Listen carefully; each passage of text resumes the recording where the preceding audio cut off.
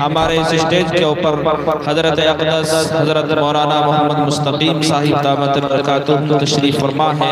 میں ان سے درخواست کر رہا ہوں کہ آپ کرسی کے اوپر تشریف لائیں۔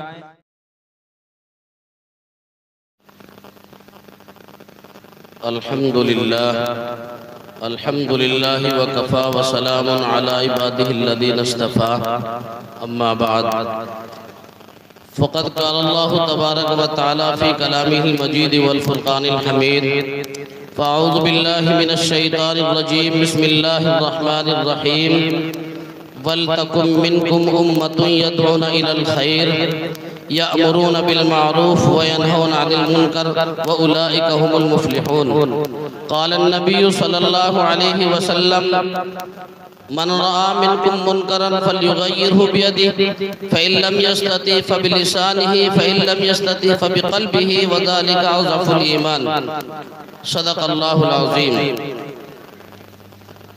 سمجھ میں کچھ نہیں آتا کہ چھیڑو داستاں کیسے، سمجھ میں کچھ نہیں آتا کہ چھیڑو داستاں کیسے، حالانکہ ہزاروں نغمے وفا کے ان کی لبوں پہ آ کر مچل رہے ہیں، لبوں پہ لیکن لگے ہیں پہرے تو بن کے آنسو نکل رہے ہیں۔ قلم ہے ساکت زباں ہے حیرہ بتاؤں کیسے میں راز پنہا، قلم ہے ساکت زباں ہے حیرہ بتاؤں کیسے میں راز پنہا، کہ بحر غم میں اٹھا ہے طوفان تو دریا دریا دہل رہے ہیں۔ معزز حضرات، اسٹیج پر رونق افروز علماء کرام، سامعین حضرات، سامنے بیٹھی ہوئی میری ماں اور بہنیں، اس وقت مجھے استاد الاساتذہ حضرت مولانا عبدالرزاق صاحب دامت برکاتہ العالیہ اور حضرت مولانا محمد شکیل صاحب دامت برکاتہ کا حکم ہوا، اس لیے میں آپ کے سامنے حاضر ہو گیا۔ اگرچہ یہ میرے بڑے ہیں اور اس جامعہ کی چار دیواری میں نے تقریباً 4 یا 5 سال کا عرصہ گزارا، اور اس جامعہ کی چار دیواری میں الف لام میم سے لے کر سورہ ناس تک میں نے یہاں حفظ مکمل کیا۔ میرے استاد محترم جناب حافظ عطا اللہ صاحب نور اللہ مرقدہ، اللہ تبارک و تعالی ان کو غریق رحمت عطا فرمائے۔ اگرچہ مجھے یہاں بیان کرنا مقصد نہیں ہے، اپنے بڑوں کا حکم ہوا ہے تو اس لیے میں حاضر ہو گیا ہوں۔ اتفاق یہ ہے کہ گزشتہ سال جب ہم یہاں جلسے میں آئے حضرت مولانا محمد شکیل صاحب تو یہی حالات تھے، بالکل ایسے حالات جلسے کے الحمدللہ کہیں کہیں نظر نہیں آتے جیسے ہماری اس بھیسانی کے اندر نظر آتے ہیں۔ ماشاءاللہ آپ کا ذوق شوق اور پوری رات جاگ کر کے اپنے علماء کرام کا دیدار کرنا، ان کی باتوں کو سننا دور دور تک کہیں نظر نہیں آتا۔ کوئی جلسہ ایسا ہمیں نظر نہیں آتا جو عشاء سے لے کر کے فجر تک کہیں چلتا ہو۔ الحمدللہ آپ کا ذوق اور شوق اس قدر ہے کہ آپ اپنے علماء کرام کے بیانات کو سنتے رہتے ہیں۔ ہم نے ابھی سردنے میں شب برات کے موقع پر ایک پروگرام کیا مدرسے کا، اس لیے تاکہ لوگ جب بیٹھ جائیں جاگ جائیں، لیکن جیسے ہی عشاء کے بعد پروگرام شروع کیا تو تقریباً 12 بجے کے بعد آدمی جانا شروع ہو گئے، اور ہم نے 12:30 بجے اپنے پروگرام کی دعا کرا دی۔ تو یہ تو آپ کا ماشاءاللہ ذوق ہے، شوق ہے، الحمدللہ کہ آپ صبح فجر تک یعنی اذان تک آپ جاگتے رہتے ہیں۔ یہ آپ کی محبت کی دلیل ہے ماشاءاللہ۔ آپ کو اللہ تبارک و تعالیٰ آپ کے اس بیٹھنے کو بہت قبول فرمائے۔ حضرات، میں نے ایک آیت کریمہ پڑھی ہے، اس آیت کے اندر اللہ تبارک و تعالیٰ نے ایک اہم پیغام کو، ایک اہم بات کو بیان کیا ہے۔ دیکھو، حضرت آدم علیہ السلام سے لے کر جتنے نبی اور رسول اس دار فانی کے اندر تشریف لائے، تمام نے اس کام کو کیا ہے، اچھائی کا حکم کرنا اور برائیوں سے روکنا۔ آخر میں نبی کریم صلی اللہ علیہ وسلم تشریف لائے، آپ نے بھی اس کام کو کیا، اچھائی کا حکم کیا اور برائیوں سے روکا۔ اب چونکہ اللہ کے نبی صلی اللہ علیہ وسلم آخری نبی ہیں، آپ کے بعد اب کوئی نبی آنے والا نہیں ہے، نبوت کا سلسلہ بند ہو چکا۔ اللہ تبارک و تعالیٰ نے قرآن کریم کے اندر ارشاد فرمایا، ما کان محمد ابا احد من رجالکم ولکن رسول اللہ و خاتم النبیین، اسی طریقے سے آقا انعامدار سرکار دو جہاں جناب محمد الرسول اللہ صلی اللہ علیہ وسلم نے اپنی زبان مبارکہ سے ارشاد فرمایا انا خاتم النبی لا نبی بعدی، کہ میں آخری نبی ہوں، میرے بعد کوئی نبی آنے والا نہیں ہے۔ حضرات اللہ کے نبی صلی اللہ علیہ وسلم جب اس دنیا کے اندر تشریف لائے تو آپ نے دیکھا کہ لوگ اللہ تبارک و تعالیٰ کو بھول چکے تھے، اللہ تبارک و تعالیٰ کی وحدانیت لوگوں کے دلوں سے نکل چکی تھی۔ آپ نے دیکھا کہ لوگ کوئی پتھروں کی پوجا کرتا ہے، کوئی آگ کو پوجتا ہے، کوئی درختوں کو پوجتا ہے، کوئی سورج کو پوجتا ہے، کوئی چاند کو پوجتا ہے۔ اللہ کے نبی صلی اللہ علیہ وسلم نے جب ان حالات کو دیکھا تو آپ دل ہی دل کے اندر کڑتے تھے، آپ کے دل کے اندر کڑن محسوس ہوتی تھی۔ آپ نے لوگوں کو دین کی طرف بلایا اور آپ نے لوگوں کو دین کی دعوت دی اور یہ کہا کہ لوگوں تم لا الہ الا اللہ کہہ لو کامیاب ہو جاؤ گے۔ حضرات اللہ کے نبی صلی اللہ علیہ وسلم نے اس دین کو ہم تک پہنچانے کے لیے بڑی مصیبتیں برداشت کی ہیں، بڑی دقتیں برداشت کی ہیں۔ جب اللہ کے نبی صلی اللہ علیہ وسلم اس دنیا کے اندر تشریف لائے تو ہر چاروں طرف گناہوں کے اندر لوگ ملوث تھے، گناہوں کی دلدل میں پھنسے ہوئے تھے۔ اللہ کے نبی صلی اللہ علیہ وسلم نے محنتیں کی، جد و جہد کی، تو آپ نے ایسا معاشرہ تیار کیا حضرات، ایسے صحابہ تیار کیے کہ جن کے اندر کوئی بھی برائی کا نام لینے والا موجود نہیں رہا تھا۔ ایسا ماحول، ایسا معاشرہ اللہ کے نبی صلی اللہ علیہ وسلم نے تیار کیا۔ لیکن حضرات اللہ کے نبی صلی اللہ علیہ وسلم اس دنیا سے پردہ فرما گئے، آپ اس دنیا سے چلے گئے، اب کوئی نبی آنے والا نہیں ہے۔ اگر آج دیکھا جائے تو ہر چاروں طرف گناہوں کے دلدل میں ہم پھنسے ہوئے ہیں۔ ہمارا معاشرہ کیا، ہمارے بچے کیا، نوجوان کیا، جدھر دیکھیں میرے بھائیوں گناہ ہی گناہ نظر آتے ہیں۔ اب ان کو ختم کرنے کے لیے کس کی ذمہ داری ہے؟ اب ان کو برائیوں کو دور کرنے کی کس کی ذمہ داری ہے؟ اسی کو اللہ تبارک و تعالی قرآن کریم کے اندر ارشاد فرماتے ہیں وَلْتَكُمْ مِنْكُمْ أُمَّةٌ يَدْعُونَ إِلَى الْخَيْرِ، تمہارے اندر ایک جماعت ایسی ہونی چاہیے یَأْمُرُونَ بِالْمَعْرُوفِ وَيَنْهُونَ عَنِ الْمُنْکَرِ، جو اچھائیوں کا حکم کرے اور برائیوں سے روکے۔ حضرات آج ہمارے نوجوانوں کے اندر برائیاں کوٹ کوٹ کر کے بھر دی گئی ہے، جدھر دیکھیں ہمارے نوجوان برائیوں کے دلدل میں پھنسے ہوئے ہیں۔ حضرات ہم سب کی ذمہ داری ہے کہ ہم ان برائیوں کو ختم کرنے کے لیے کوشش کریں، جد و جہد کریں۔ اس نبی اکرم صلی اللہ علیہ وسلم کی حالات زندگی کو دیکھیے کہ اللہ کے نبی صلی اللہ علیہ وسلم نے ان برائیوں کو ختم کرنے کے لیے کتنی محنتیں کی ہے۔ حضرت عائشہ صدیقہ رضی اللہ تعالی عنہ جو نبی کریم صلی اللہ علیہ وسلم کی چہیتی بیوی ہماری ماں، وہ یوں بیان فرماتی ہیں کہ اللہ کے نبی صلی اللہ علیہ وسلم نے اس دین کی اتنی محنت کی۔ حدیث کے اندر آتا ہے توفی النبی صلی اللہ علیہ وسلم ویشبع من خبز الشعیر، اللہ کے نبی صلی اللہ علیہ وسلم اس دار فانی سے پردہ فرما گئے، آپ نے اس دنیا سے پردہ فرما لیا، لیکن آپ نے کبھی جو کی روٹی بھی پیٹ بھر کر نہیں کھائی۔ ویشبع من خبز الشعیر، کبھی آپ نے جو کی روٹی بھی پیٹ بھر کر نہیں کھائی۔ قربان جائیے اس ذات اقدس پر کہ وہ نبی جس کے طفیل میں اللہ تبارک و تعالیٰ نے اس کائنات کو بنایا ہو، اس کائنات کو سجایا ہو، اس روئے زمین پر جتنی چیزیں نظر آتی ہیں حضرات یہ نبی کریم صلی اللہ علیہ وسلم کا صدقہ اور طفیل ہے۔ اس نبی نے ہماری خاطر اتنی مصیبتیں برداشت کی کہ آپ نے جو کی روٹی بھی پیٹ بھر کر نہیں کھائی۔ میرے بھائیوں آگے حضرت عائشہ یوں بیان فرماتی ہے کہ ہمارے گھروں پر دو چاند گزر جاتے تھے، دو مہینے ہو جاتے تھے، ہمارے گھروں کے اندر چولہا گرم ہونے کی نوبت نہیں آتی تھی۔ آپ کے بھتیجے حضرت عروہ نے دریافت کیا پھر خالہ جان آپ کس چیز پر گزارا کرتی تھی، کس طریقے سے آپ زندگی گزارتی تھی، آپ کے گزارے کا طریقہ کیا تھا، کس طریقے سے آپ زندگی گزارتی تھی۔ تو میرے بھائیوں غور سے سننے کی بات ہے۔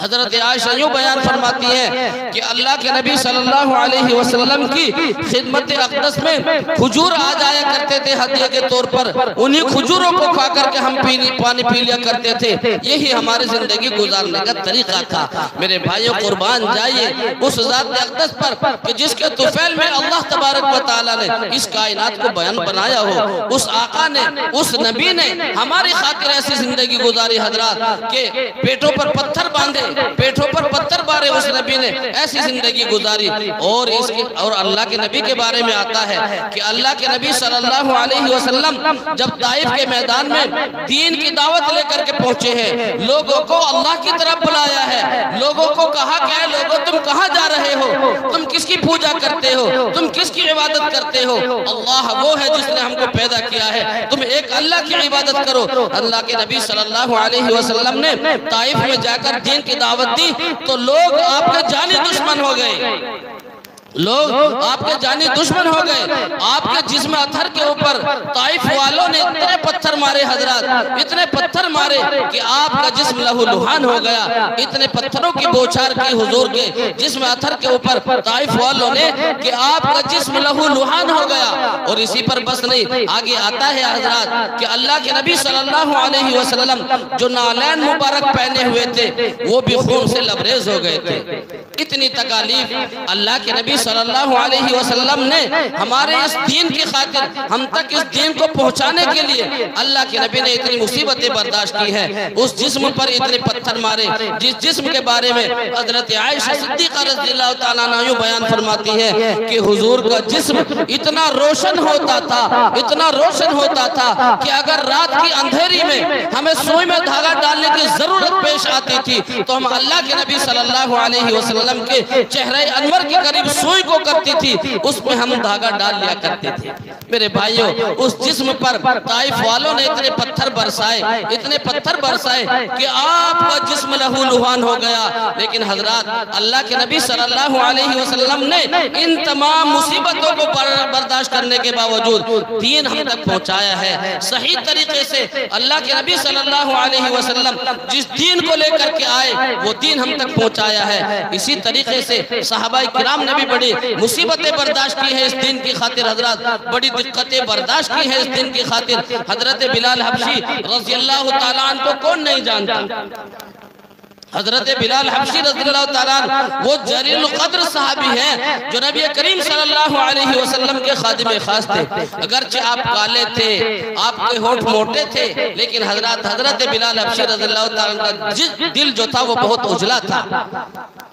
آپ کے بارے میں آتا ہے کہ آپ اسلام لانے سے پہلے امیہ ابن خلف کے غلام تھے۔ جب آپ نے اسلام قبول کیا تو اس نے آپ کو اس قدر ستایا کہ مکے کی تپتی ہوئی زمین پر آپ کو چت لٹا دیا جاتا تھا، پتھر کے بھاری بھاری چٹانیں آپ کے سینے مبارک پر رکھتے تھے۔ اسی پر بس نہیں کرتے بلکہ وہ ظالم یہ کرتا کہ آگ کے انگارے بچھاتا تھا اور حضرت بلال حبشی رضی اللہ تعالیٰ عنہ کو ان انگاروں پر لٹاتا تھا۔ کیوں؟ اس لیے کہ یا تو یہ تڑپ تڑپ کر مر جائیں یا اسلام سے پھر جائیں۔ لیکن حضرات حدیث کے اندر آتا ہے کہ حضرت بلال حبشی رضی اللہ تعالیٰ عنہ کو جو ستایا جاتا تھا، جو آپ کو تکلیف دی جاتی تھی، آپ کی زبان مبارک پر احد احد کا نعرہ رہتا تھا، اللہ ایک ہے، اللہ ایک ہے۔ میرے بھائیوں، اللہ کے نبی صلی اللہ علیہ وسلم نے صحابہ کرام نے اس دین کی خاطر اتنی دقتیں برداشت کی ہیں، اتنی مصیبتیں برداشت کی ہیں حضرات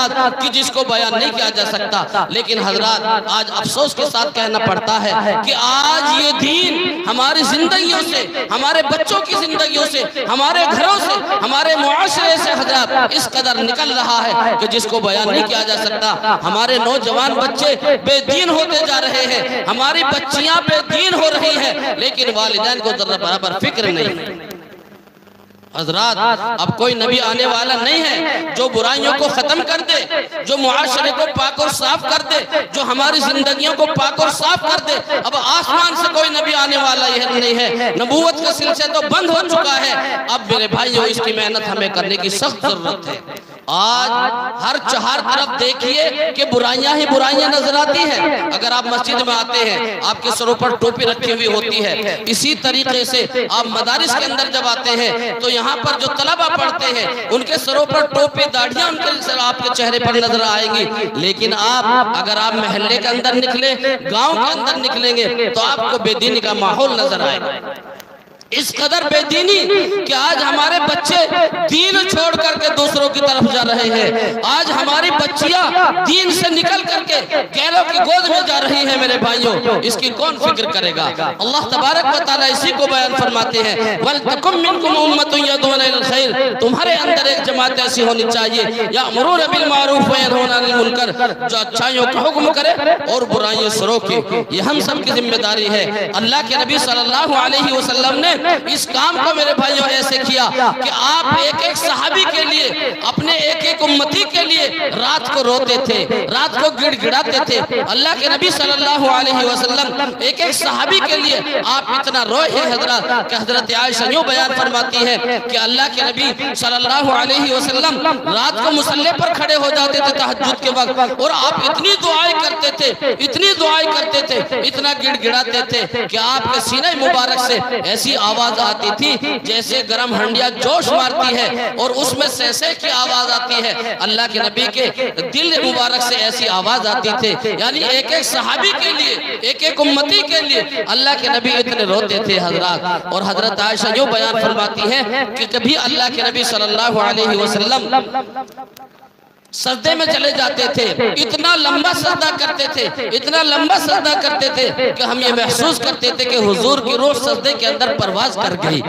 اور حضرت عائشہ یوں بیان فرماتی ہے کہ کبھی اتنا لمبا قیام کرتے تھے حضور کہ آپ کے قدم مبارک پر، آپ کے پاؤں مبارک پر ورم آجایت کرتا تھا. میرے بھائیوں اس نبی نے تو ہماری خاطر اتنی تکالیف برداشت کی، اور آج اس نبی کے دین کا جنازہ، اس نبی کی شریعت کا جنازہ، میرے بھائیوں اس نبی کی سنتوں کا جنازہ آج ہماری زندگیوں سے نکل رہا ہے. نہ ہمیں فکر ہے، نہ ہمارے نوجوانوں کو فکر ہے حضرات. اس لیے میرے بھائیوں ضرورت اس بات کی ہے کہ ہم اپنے معاشرے کو پاک اور صاف کرنے کے لیے، اپنے بچوں کے اندر دین لانے کے لیے ہمیں محنت کرنے کی ضرورت ہے. اس وقت جو بچہ کچھ تھوڑا میرے بھائیوں کام ہو رہا ہے تو یہ مدارس اسلامیہ جو ہندوستان کے چپے چپے اور کونے کونے پر آپ کو نظر آ رہے ہیں، ان کے اندر یہ کام ہو رہا ہے. جو اللہ کے نبی صلی اللہ علیہ وسلم شریعت لے کر کے آئے، جس دین کو لے کر اللہ کے نبی صلی اللہ علیہ وسلم تشریف لائے، آج وہ دین اور اس دین کی حفاظت اس مدارس اسلامیہ سے ہو رہی ہے حضرات. اس لیے ہمیں اپنے ان مدارس اسلامیہ کی حفاظت کرنے کی سخت ضرورت ہے، ورنہ یہ مدارس اسلامیہ غیروں کی نظروں میں ایسے کھٹے رہے ہیں میرے بھائیوں کہ وہ یہ چاہتے ہیں کہ بل بھر میں ان مدارس اسلامیہ کو ختم کر دیں.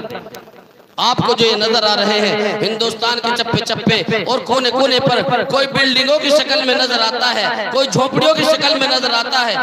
اس میں اللہ کے نبی صلی اللہ علیہ وسلم کی تعلیمات میرے بھائی دی جاتی ہے، اس میں دین کے محافظ تیار کیے جاتے ہیں. اس لیے ہمیں بھی ضرورت ہے کہ ہم ان مدارس سے اپنے کو جوڑیں، علماء کرام سے اپنے کو جوڑیں. حضرات علماء کرام سے ہم محبت کریں اور مدارس اسلامیہ سے ہم جڑیں. ورنہ یاد رکھنا ہمارے اس ملک کے ایسے خطرناک حالات ہوتے جا رہے ہیں حضرات کہ جس کو بیان نہیں کیا جا سکتا. ہم سب کے سامنے ہمارے اسلاف نے، ہمارے بزرگان دین نے ان مدارس اسلامیہ کی میرے بھائیوں جو ہندوستان کے چپے چپے اور کونے کونے پر شروع کیے، ان کا بہت بڑا ہمارے اوپر احسان عظیم ہے. آج ہمارے سروں کے اوپر جو ٹوپی رکھی ہوئی ہے، ہم جو مسلمان کہلانے کے قابل ہیں، ہمارے چہروں کے اوپر جو داڑھیاں ہیں حضرات، یہ انہی مدارس اسلامیہ کی دین ہے. اگر یہ مدارس اسلامیہ اس ہندوستان کے کونے یا چپے چپے پر نہ ہوتے تو آج نہ جانے بھائیوں ہمارا کیا حال ہوتا. انگریزوں نے تو انہیں ختم کرنے کے لیے بڑے بڑے منصوبے بنائے تھے، بہت بڑے بڑے منصوبے بنائے حضرات. 1857 کی جنگ آزادی میں 2 لاکھ مسلمان شہید انہوں نے کیے تھے، جن میں 54,000 یا 51,000 علماء کرام تھے. دلی کے چاندنی چوک سے لے کر خیبر تک کوئی درخت ایسا نہ تھا جس پر علماء کی گردن نہ لٹکی ہو. میرے بھائیوں تاریخ کے اندر آتا ہے کہ علماء کو درختوں سے باندھ کر کے نیچے سے ہاتھیوں کو چلا دیا گیا. تاریخ کے اندر آتا ہے کہ لاہور کی شاہی مسجد جس میں انگریزوں نے پھانسی کا پھندا بنایا تھا، اس میں ایک ایک دن میں 80 علماء کو پھانسی دی جاتی تھی. اسی پر بس نہیں میرے بھائیوں، ایک انگریز ہے وہ یوں لکھتا ہے کہ دلی کے اندر جب میں اپنے خیمے میں گیا تو مجھے مردار کی بدبو محسوس ہوئی. میں نے دیکھا کہ 40 علماء کو میرے سامنے لایا گیا اور ان علماء کو ان سے یہ کہا گیا کہ صرف یہ کہہ دو کہ 1857 کی جنگ آزادی میں ہم شریک نہیں تھے تو میں ابھی چھوڑ دیتے ہیں حضرات. وہ انگریز کہتا ہے کہ مجھے پیدا کرنے والے کی قسم کوئی بھی عالم ان میں ایسا نہیں تھا, سارے کے سارے آگ میں پک گئے مگر کسی نے بھی انگریزوں کے سامنے گردن نہیں جھکائی. حضرات یہ دین جو ہم تک پہنچا ہے یہ بڑی قربانیوں سے پہنچا ہے. یہ دین جو آج ہماری زندگیوں کے اندر آیا ہے, ہمارے نبی کریم صلی اللہ علیہ وسلم نے, صحابہ نے, بزرگان دین نے, تبع تابعین نے, سلف صالحین نے اس دین کے لیے بڑی قربانیاں پیش کی ہے تب یہ دین ہم تک پہنچا ہے. آج میرے بھائیوں یہ دین ہماری زندگیوں سے نکل رہا ہے, ہمارے بچے بے دین ہو رہے ہیں, اس کی فکر کرنے کی ضرورت ہے. ورنہ اللہ تبارک و تعالی ہم سے سوال کریں گے میرے بھائیوں, ہم سے معلوم کریں گے کہ میں نے تم کو صحت دی تھی, تندرستی دی, اولاد دی, سب کچھ دیا, تم نے اپنے بچوں کی فکر کی یا نہیں کی. اس لیے آج ہمیں فکر کرنے کی ضرورت ہے میرے بھائیوں کہ ہمارے بچوں کے اندر دین کیسے آ جائے, ہماری بچیاں دین کے ماحول میں کیسے ڈھل جائیں. اگر آج دیکھا جائے تو چوراہوں اور چوپڑوں کے اوپر ہمارے نوجوان بچے کھڑے ہو کر کے کانوں میں ان کے لیڑ لگی رہتی ہے اور وہی تباہی میں وہ مبتلا رہتے ہیں. اس نوجوان کو اپنی زندگی کی فکر نہیں ہے میرے بھائیوں, نہ اپنی آخرت کی فکر ہے. اس لیے والدین کی ذمہ داری ہے کہ ہم اپنے بچوں کی فکر کریں. دعا فرمائے کہ اللہ تبارک و تعالی ہم سب کو جو اس وقت میں نے ٹوٹی پھوٹی باتیں کہی ہیں اللہ عمل کی توفیق عطا فرمائے. اصل تو حضرت مولانا محمد شکیل صاحب دامت برکاتہم العالیہ جو سردھنا سے تشریف لائے ہیں ان کا بیان ہوگا, حضرت کا حکم ہوا تو اس لیے میں بھی چند منٹ کے لیے آپ کے درمیان میں حائل ہو گیا. اللہ تبارک و تعالی مجھے بھی اور ہم سبوں کو عمل کی توفیق عطا فرمائے. وآخر دعوانا الحمدللہ رب العالمین.